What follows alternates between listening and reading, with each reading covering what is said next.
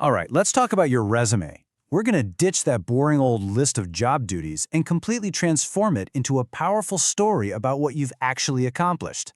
We're going to give you the tools to write bullet points that don't just say what you did, but prove that you're the person who gets results.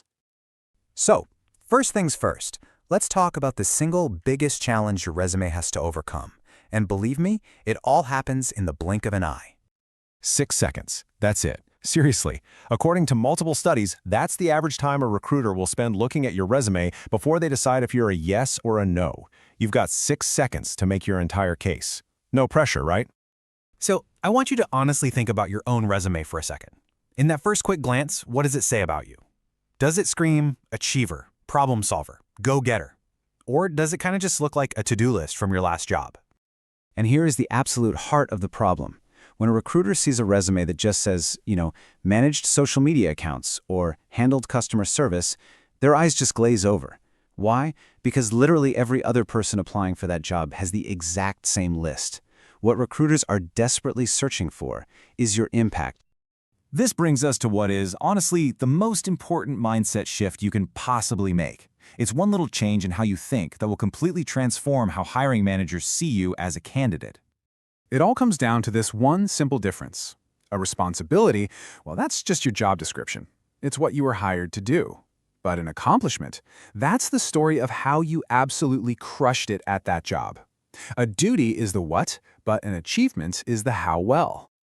Okay, let's make this super clear with an example. The before is fine. Responsible for managing social media accounts. Okay, now look at the after. Grew Instagram following by over 600%, driving 42% more website traffic. I mean, come on. One is a task. The other is a story of explosive growth and real business impact. Who are you going to call for an interview? It's a no-brainer. So, the big question is, how do you actually write these amazing points? It can feel a little daunting, I get it, but thankfully there's a really simple, super memorable tool that can help you structure your thoughts. Let's talk about the STAR method. Now, you might have heard of this for job interviews, but it is an absolute game changer for writing resume bullets. It basically forces you to tell a complete little mini story for every point. You set the scene, you state your goal, you explain what you did, and, this is the most important part, you share the awesome outcome. Let's see how it works in the real world. So, the situation.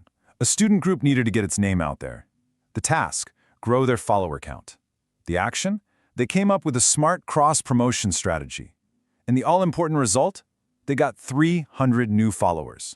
You see how that structure turns something vague into a really specific and compelling story?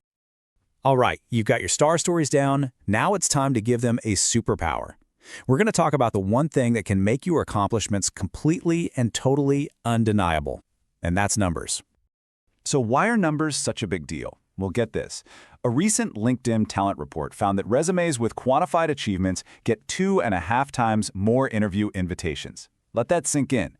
2.5 times. Just by adding a few key numbers, you could literally more than double your chances of getting that call. That's huge. So what's the magic here? Well, it's pretty simple. First, those computer programs that scan your resume first, the applicant tracking systems, they're often programmed to look for numbers and metrics. Second, numbers give you instant credibility. Improved efficiency is okay, but improved efficiency by 25%, that's a fact. And third, in that tiny 6-second window, a number just screams impact. Now, I know what some of you are thinking. My job isn't about sales or numbers, and that's a super common feeling. But the good news is you can almost always find a way to quantify your work. Think about scale and scope. How many people were on your team? How many clients did you work with? Or you can use a simple before and after model. What was the situation like before you started, and what did it look like after? And this is not just for one type of job. Look how this works across totally different fields. The product designer didn't just design stuff, they reduced the design review cycle by 60%. That's a massive win for the company. Or check out the nonprofit coordinator who grew volunteer signups by 75%. This proves it. You do not have to be in sales to have incredibly powerful numbers. Okay, we're almost there. You've drafted your accomplishment-driven, number-packed bullet points. Now it's time for one last test.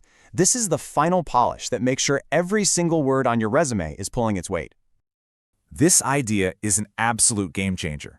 I want you to read a bullet point from your resume out loud, and then, right after, ask yourself, so what? If the answer isn't immediately obvious and impressive, that bullet point still needs a little work. And to make this even easier, let's break it down into 3 little questions. First, so what did I actually accomplish here?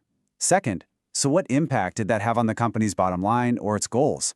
And third, so what does this prove about me as a potential employee? If your bullet answers all 3, you've got a winner. But let's be real. What if you've tried everything? You've racked your brain, and you truly cannot find a number for a really important accomplishment. Don't panic. Some of the most powerful stories you can tell aren't about numbers at all.